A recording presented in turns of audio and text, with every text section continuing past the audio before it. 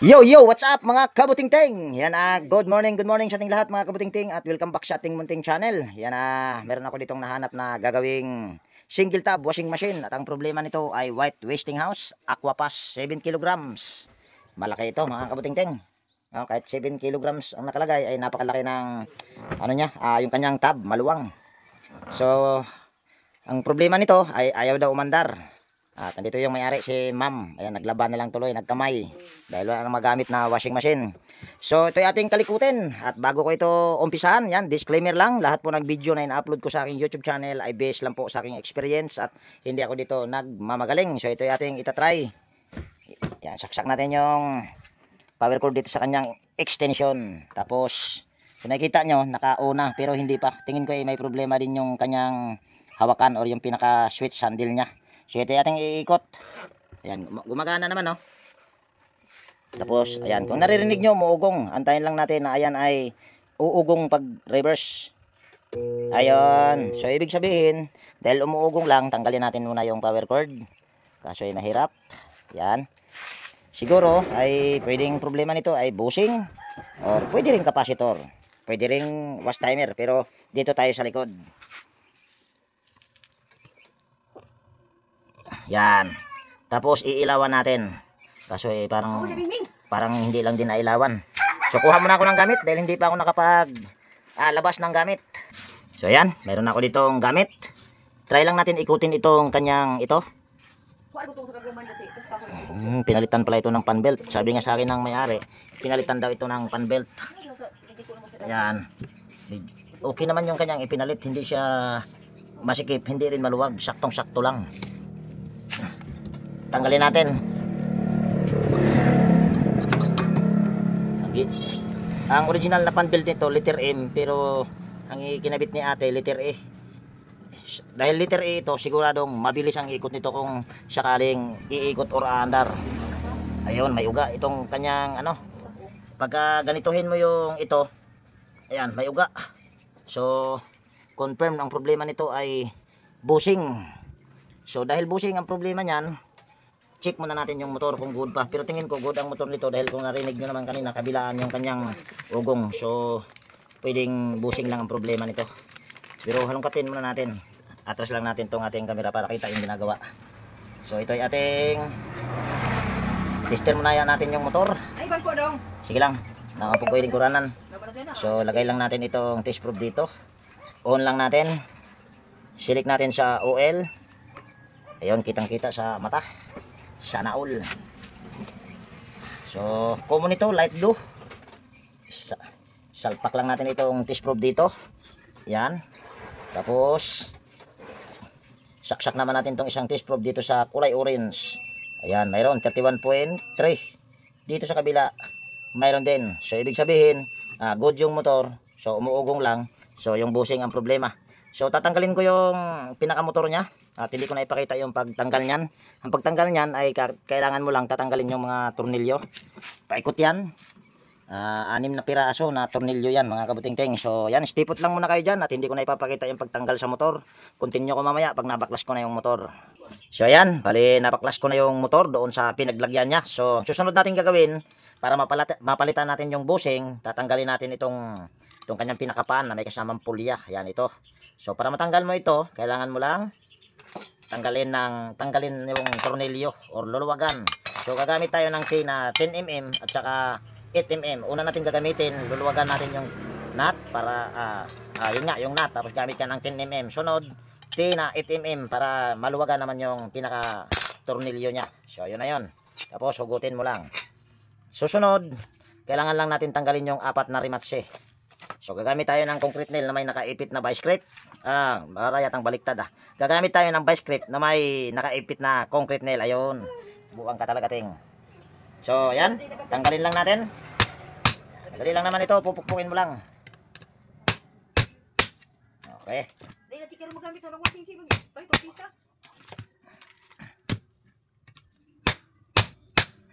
Yan. Tanggal na. Tapos yan, nahugot naman. Hindi na tayo kailangan gumamit ng flat screw. So ito yung problema. Dito sa pinakailalim niya, mukha namang okay dahil okay yung kanyang shafting. Baka dito sa ayun, dito sa harap o sa taas ang nagka-problema. Yan o. Tsaka makikita mo rito, yan, nangitim yung kanyang shafting. Hindi katulad dito sa ilalim. Ayan, napakakinis. So, natuwa si ate. So, tatanggalin natin yung busing. Ayan, gamit naman. Uy, ano nangyari? Para yatang nag-iba. So, gagamit tayo ng flat screw para matanggal natin itong kanyang mga lock. Ayan. So, ayan. Tanggalin lang natin itong, yan, yung 4 na lock. Gamit tayo ng flat screw, tapos martilyo. Iusog natin, baka madali pa yung motor. Ayan. Kailangan, dahan-dahan lang yan mga kabuting-ting, dahil baka mamaya maputol yung lock. Yari na.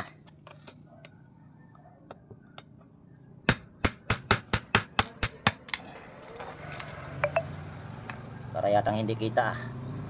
Ayan. Sinsya na kayo sa akin kuko. Medyo madumi. Ganun talaga paglakad ng lakad.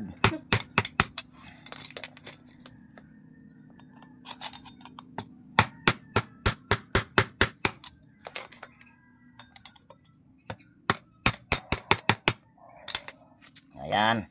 Tapos ibubuka lang natin ng konti. Dito pwede itong sa kuandong. Dryer. Dele. Washing ra. Washing ra. Pwede pa tudok kay kung tunang usa. Basta na lang to. Waring tara, palit ng bago eh. Dawa maligid masugo. Bakit? Wala tigitag pa ko dawa mong kuya. Kaya pwede na magasolina ato sa motor. Buhat lagi ko no. Hindi mo ka makahuwat. Ayan. Tapos sungkitin lang natin dito. Ayan. Yan, laki na ng butas nito mga kabuting-ting.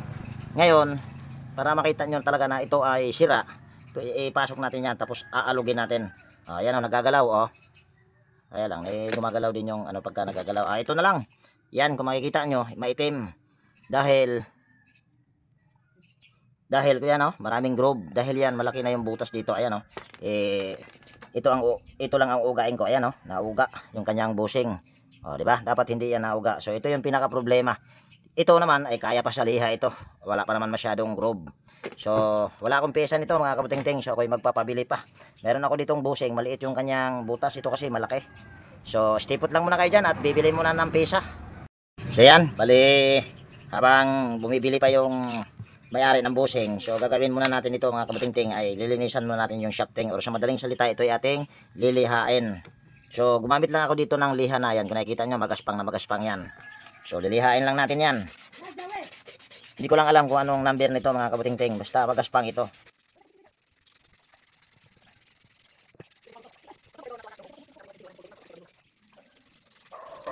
Ayan. Sunod, gagamit naman tayo ng liha na hindi na magaspang. Yan, hindi na to magaspang. Hindi ko pa rin alam kung anong number ng liha nito dahil yung mga liha ko pulot-pulot lang to. Dahil siyempre naglalakad ako, pag nakakita ako ng liha na papakinabangan ko, ay pinupulot ko yon. Bibili ka pa, gastos lang yon. Maliban kung wala na talaga ang mapupulot. Pero sa paglalakad po, lagi akong nakakapulot ng ganito. Lalo na kung may mga nagko-construction. Ayun, mayroon yun, sure bull.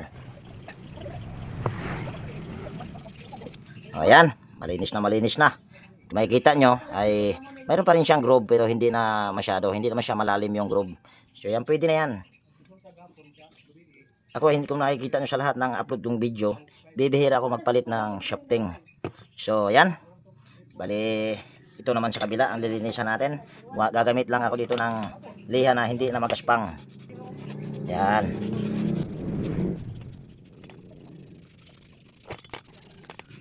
Okay na yan.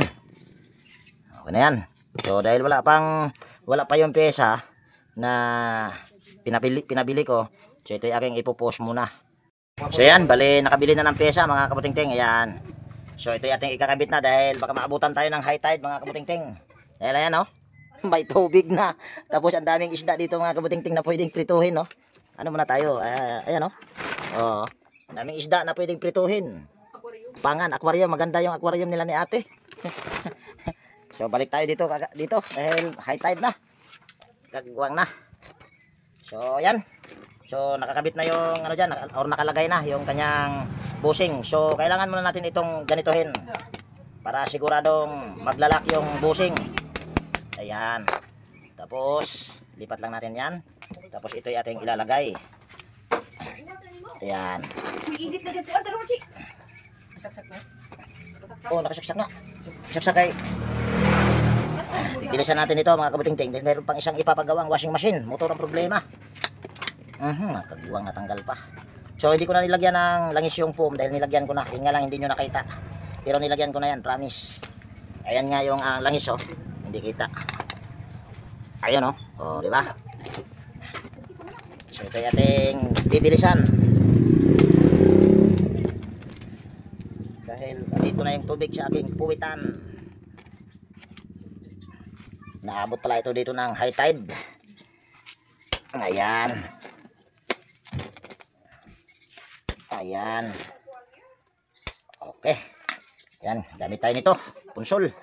Ipit lang natin sa dalawang paa natin. Wala naman tayong alalay. Tapos pupukpukin natin.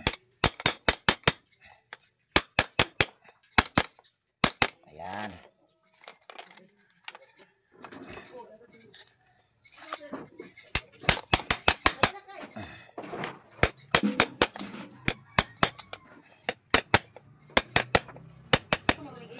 Ito lang, kung kita nyo yung ginagawa ko. Tatabunan sa paretang may nangangamoy ito ya. Ang katuloy mo gisaksak.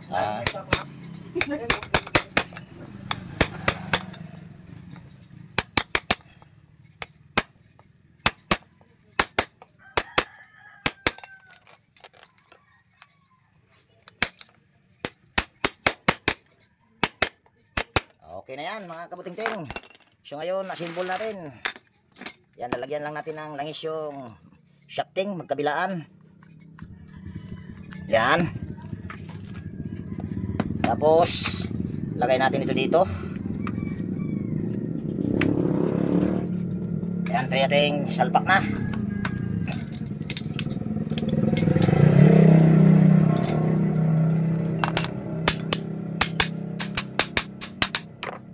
Ayan.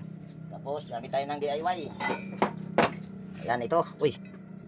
Kagwang namatay na naman yung aking cellphone. Namatay na naman yung cellphone ko. Ayan, ito. Gamit tayo nito. Kung wala kayong ganito mga kabuting-ting, ay pwede kayong gumamit ng bolt and nut. Yun nga lang, bakit ayaw? Ayan. Okay. Tapos, gitna lang natin ito. Tapos pupukin natin ito, gamit tayo ng ganito at saka martilyo. Ayan.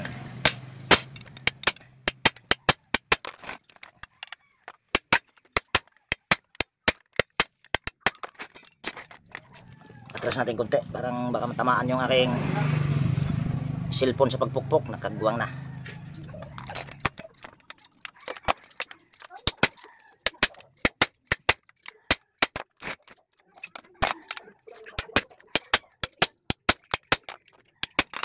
Ayan. Lambot. Yan, lagay lang natin itong kanyang pulya.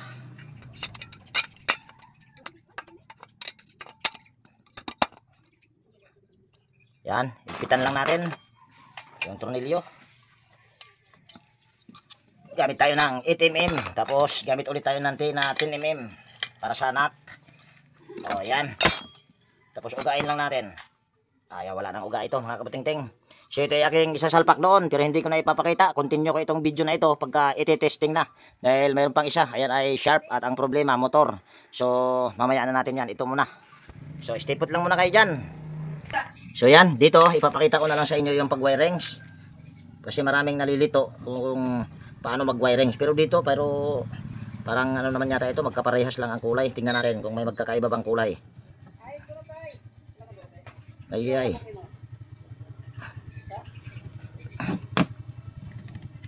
Tigas ah. Tigas balatan ah. Yan, common ito, light blue. Forward tsaka reverse, orange at tsaka dilaw. Yan. Tsaka pag mga ganito, hindi kayo malilito pag mga ganito dahil yung katulad na itong ginagawa ko, hindi ko to pinutol o sinasagad. Ayan oh, para magiging tanda. Ganyan ako pag lalo na kung magkaparehas yung hindi magkaparehas yung kulay. Meron kasi mga nalilito pa nito, lalo na sa mga bago pa lang na nag-uumpisa. Dapat wag nyo na lang isagad pagputol para magiging tanda nyo yun. Yun yung aking pamamaraan. Tapos hanggat maaari, mas maganda kung ibabalik nyo pa rin yung close end wire connector mga kabutingting, para maganda tignan at hindi tayo gagamit ng electrical tape. Pinakita ko lang din sa inyo ito para siguro na para makita nyo na umaandar ito at wala itong cut. Dahil kanina narinig nyo naman umuugong lang. Pero kung sakaling umuugong lang ito na mahina, so mahina yung ugong, mag forward tsaka reverse mahina, so isa lang ibig sabihin nun pagka ganun, pwede yun na kapasitor. At yung sinabi ko kanina na pwede rin sa wash timer, na ang problema, ang palatandaan naman nun, mayroon kasing wash timer na umaandar or tumutunog pa pero umuugong din dahil yung kanyang forward at saka reverse na contact ay nagsasabay sa pagkontak. Kaya ang mangyayari noon, kuha muna tayo ng cable tie. Mangyayari noon mga kabutingting ay hindi alam kung saan yung motor iikot, kaya uugong din yun. Ayun yung palatandaan pagka wash timer naman ang problema. Kung sa baga uugong lang siya, walang reverse, pero hindi ibig sabihin ay sira na yung noon, katulad nito bushing. So ayan, ito nilagyan ko lang siya ng cable tie. Ayan, tapos nakaganyan lang yan para siguradong hindi mababasa. So yan ay ating ititesting. Yan, may nakasaksak na isa dahil hinang yan, dahil mayroong isang tornilyo dito na mayroong isang tornilyo na kinalawang. Numpisahan ko na kasi tanggalin yun. So ikot lang natin yung wash timer. Tapos tingnan natin kung iikot na ba para mabilis. Ilagay lang natin dito sa heavy. Ay, kagwang na, hindi ko pa pala nalagyan ng fan belt. Paano iikot? Pero maandar na yung motor niya, pero may ikot. So ibabalik ko yung kanyang original na fan belt. Ayan dahil makapal pa. Ito, reserva na lang ito nila ni ate. So kabit ko lang ito. Kagwang, nakalimutan pa. Matanda na talaga ako, makakalimutin na. Ayan. So saksak natin ulit. Ayan. So ayan. Ayan, may ikot na. Ayan. Tayo lang natin mag-reverse. O ayan, kanina umuugong lang yan. So dahil doon sa kanyang bushing ay malaki na yung butas at maalog na. Yun nga yung ibig sabihin na bushing ang problema. So okay na ito. At mas maganda kung maglalaba kayo mga kabutingting, nakatapat ito sa heavy. Kasi pag naka-normal ito, ang mangyayari nito, papakita ko lang sa inyo. Yan, naka-normal yan. Mangyayari nito, konti lang yung ikot, reverse ka agad. Matagal pa lang reverse din. Kung sa mga konti lang ang ikot, ayan konti lang ang ikot, tapos matagal din mag-reverse. Ayan, hindi katulad pagka i-heavy mo siya, matagal yung kanyang pag-ikot bago mag-reverse. Katulad niya, diba, tagal. Ayan, tapos reverse naman din siya. So ayan, bali okay na ito. At doon tayo sa isa. Siguro tatanggalin ko muna yung pinakamotor ng Sharp at sa Sharp, pero hindi ko na ipapakita kung paano ko siya tanggalin. Pero so stay put lang muna kayo dyan dahil naghahabol tayo, dahil abutan na tayo ng high tide nitong kagwang na. So yan, bali ito na yung motor ng Sharp mga kabutingting. So bago ko ito halughugin, papakita ko lang sa inyo na motor talaga ang problema nitong itong kanilang Sharp. So on lang natin itong ating tester, select natin sa OL. Yan, sa sana all. Tapos common ito dahil Sharp, kulay black. So kulupot lang natin yung isang yung kulay black dito sa test probe. Tapos yan, i-tester natin. Yan, dito sa kulay pula mayroon tayong nakuhang continuity or mayroon tayong nare-reading. So dito, ayan, wala dito sa kulay asol, dito lang sa kulay pula ang mayroon. So ibig sabihin motor nga ang problema nito. So same process lang din naman kung paano ko binaklas yung una kong ginawa doon sa ano ba tawag nun, white Westinghouse. So hindi ko na ipapakita yung pagbaklas nito. Continue ko mamaya pagka ito ay hahanapin na natin yung patid. So stay put lang muna kayo dyan. So yan, bali nabaklas ko na mga kabutingting. So ang susunod lang natin gagawin ay tatanggalin lang natin itong tali para makita natin kung saan yung mga nag-uumido or saan yung mga bandang naputol. Tapos hihilahin natin ito. Yan. Ito, sa palaran lang ito pag mga ganito mga kabuting-ting. Ako kasi ay hindi nagpapabili kagad ng motor. Hanggat marirepair ko or kaya pang i-repair, i-repair ko yan. Pero pag hindi na kaya, eh, may ayawan naman. Ganun lang yun. Tapos, yan, igaganito lang natin ito. So, dahil sa kulay asol ang wala, so didiretso tayo dito sa kulay asol na linya. Baka doon lang sa pinagdugtungan. Kung doon, ay swerte ako. Dahil, madali lang. Yan, ito ating igaganyan lang. Itong mga nakadikit kasi ito. Dahil nakasawsaw ito sa varnish, electrical varnish. So, kuha lang ako ng gunting. Ayan, meron na tayong gunting. So, ito ating guguntingin lang dito. Para hindi tayo mahirapan. Ayan. So, pwede natin yan. Putulin natin. Tapos, yan. Ito yung kulay asol. Ay, bakit kulay asol? Kulay black palang kagwang nakuha ko. So, kung makikita nyo dito, ayan, hindi naman siya, yan o, hindi naman natanggal yung isang hibla. So, ibig sabihin, okay yan dyan. So, kailangan natin hanapin yung mga nag-umido dito. Saan ba nakalagay itong, dito. Dito banda sa pinaka, dito tayo maghahanap. Dito sa, ano ba tawag dito? Basta dito banda. Ang hirap ipaliwanag. Hindi ko naman kasi ito pinag-aralan. Ayan, may nag-umido dito. Ayan o. Ayan o, nag-umido. Yan, yung puti. Tutbrasan lang natin yan. Kasi marami ng tartar ito. Nako. Para yatang hindi maganda. Natanggal na yung tartar pero wala tayong nakitang patid. Bakit kaya nagkaroon ng ano yun, tartar? Wala namang patid. Gamit tayo ng tisprog. Yan.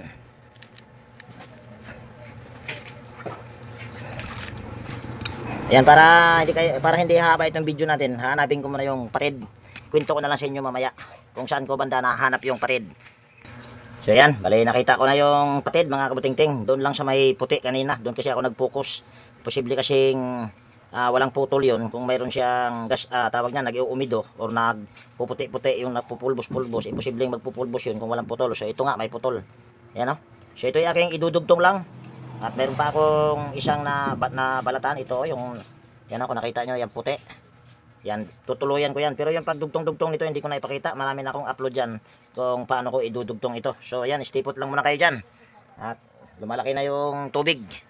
So yan, bali nadugtong ko na yung putol. Pero yung kanina, yung sinabi kong yung puputulin ko pa, yan o, yung puti na yan. Yan o, yung maliit na puti. Hindi ko pa tinuluyan. So dahil nadugtong ko na yan, try muna natin itong ititester. Kung ito ba ay mayroon na tayong makukuhang continuity. Yan, ito ay ating on lang natin itong ating tester. Tapos select natin sa OL. Tapos tingnan natin. Yan, lagay lang natin yung isang test probe dito sa kulay black. Kanina yung asol ay wala, tingnan natin. Ayun, mayroon na 25.6 ohms.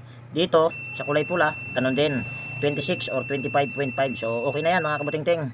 So itong putol na ito, yan yung tinuro ko kanina, yung kulay puti na yan, yan tutuluyan ko yan. Dahil kung hindi ko tutuluyan yan, posibleng ayan naman ang mapuputol. So itong pagputol nito o pagdugtong, hindi ko na ipapakita.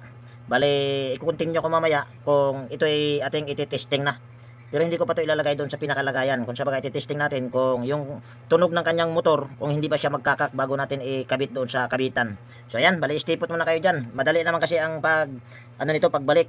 Same process lang din naman doon sa una kong ginawa na yung nagpalit ako ng busing, nabubulol pa. So kaya stipot na muna kayo dyan at hindi ko na ipapakita. So yan, dito ay pinakita ko na lang sa inyo. Baka isipin nyo hindi ko siya pinutol or dinugtong. So ayan, nagiging dalawa na ang dugtong. At nandito na tayo sa loob ng bahay. Dahil yan, kung makikita nyo, tubig na. Doon ako nagpwesto kanina, ayan, may tubig na rin. Kaya lumipat tayo dito sa loob ng bahay ng nangyari, mga kabuting-ting. Mamaya ay tayo ay makuryente ba. So ito yung aking symbol muna or talian. So hindi ko na ipapakita yung pagtali dito. So yan, bali na-symbol ko na mga kabuting-ting. So ngayon, ito ay ating itatry. At pakinggan nyo kung ito ba ay hindi magkakak. So ipit ko lang yung ano dito, kanyang motor para hindi pumiglas. Yan, tapos ito ay ating iwa-wiring. So, kinuha ko na rin yung capacitor niya doon. Kung makikita nyo, madumi. Pero wala namang problema yan kahit madumi. So ating i-wirings lang. Ito, hindi ko pa to sinubukan kung hindi pa to magkakak. Nandito naman yung may-ari sa likuran ko. So, yan. Ito yung ating extension. At kung kagayahin nyo ito, mga kabuting-ting, ay kunting pag-iingat lang. Or iba yung pag-iingat. So, ito yung ating itatry. Yan, tusok lang natin ito dito. Ayan, o. Hindi nyo lang makikita. Pakinggan nyo na lang. Kung ayan ba'y magkakak. Yun nga lang, umuugong lang. Ayan, oh. Hirap siyang umiikot ang kagwang. Bakit kaya? Malambot naman siya. Ayaw umikot. Ayan, oh. Napakalambot naman. At tingnan natin. Bakit kaya umuugong lang? Try kaya muna natin itong capacitor i-tester. Baka mamaya may problema din yung capacitor. Ito ay 11 UF. Ayan, oh. Hindi masyadong kita. Ayan, 11 UF yan. So, tester muna natin. Dahil parang mahina. Baka may problema na rin yan. Kagwang na. So, ayan. Ito yung ating pasok yung test probe natin. Select on lang natin ito. Tapos select natin sa capacitance. Ayan. May nakalagay na NF or nanofarad. So, dahil ito ay 11 UF, dapat ay makareading tayo ng 11 UF. So, tignan natin kung ito ba ay 11 UF pa yung ating ma-reading. Nako, dahil lang. Namatay na naman yung aking cellphone. Yan, tingnan natin. Ayun, 11 UF. Pero good pa itong capacitor na ito. Pero umuugong lang. Bakit kaya? Dali lang ha. Tingnan natin. Yan. Nakaselect sa OL ulit yan. Tester muna natin. Yan, 25.7 ohms. Tapos dito sa kabila, 25.4. Good naman. Pero bakit umuugong lang? Check muna natin itong pagbalik ko ng 4 na rematche. Baka mamaya hindi maayos, kaya siya umuugong lang. Nako, kaya tang malambot ah. Okay naman to. Ito, yan, ganun din, okay naman din. Dito sa kabila okay naman din, pero bakit umuugong lang? Ayun, itong isa medyo sablay ito. Good naman. Dahil lang, higpitan muna natin ito or pupukpukin muna natin itong isa na to. Kung ayaw niyang umandar, wala na tayong magagawa. Ayan.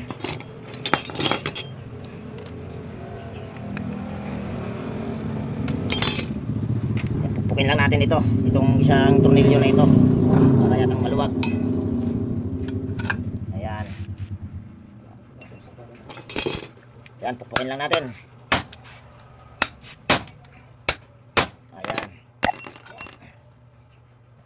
Okay naman ito, pero taka walang problema yung bushing nito. Pero ayaw niyang umikot. Lagay muna natin dito. Ito na natin ito ilagay. Para hindi na kailangan iipit pa. O yan. So yung ating camera, salita ako ng salita ay namamatay. Kagwang. Yan. So ito yung ating, tignan natin. Balik natin ito. Kung iikot na ba ito. Umuugong lang.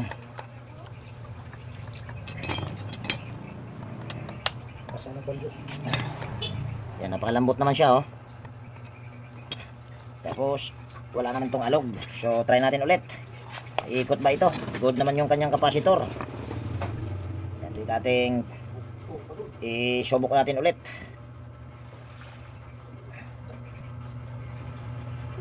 Ayan. Tapos yan, ito yung ating saksak ulit dito.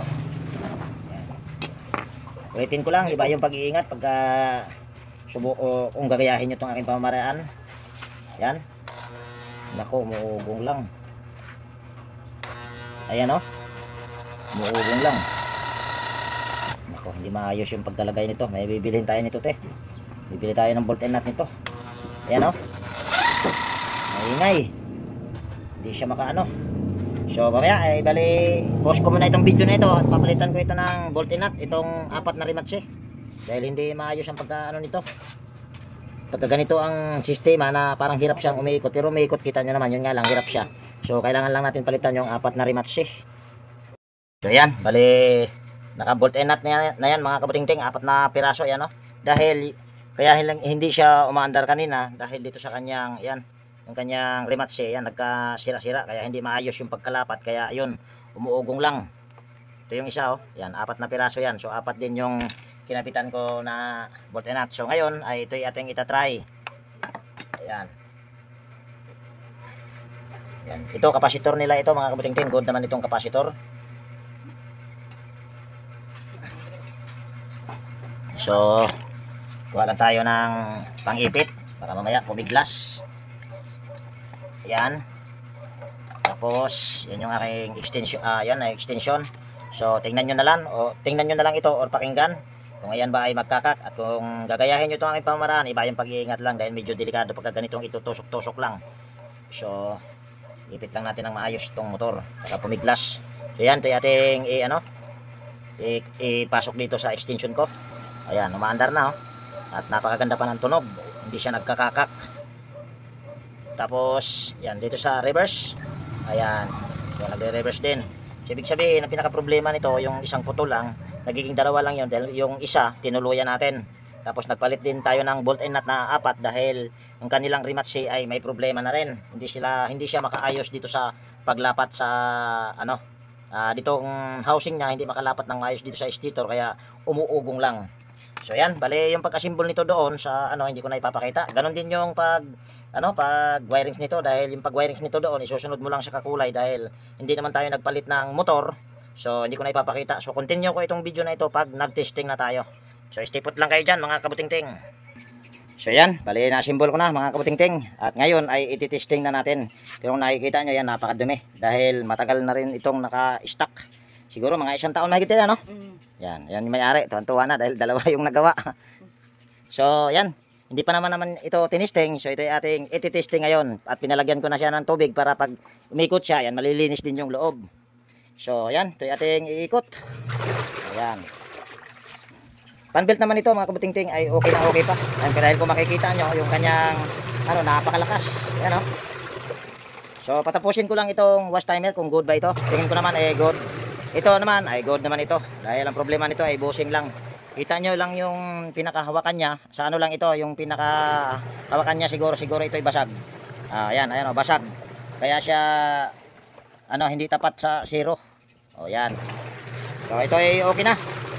So sabi ko nga pala patapusin ko muna yung wash timer kung ayan ba ay kusang huminto at wala nang magiging problema. So stay put lang muna kayo dyan.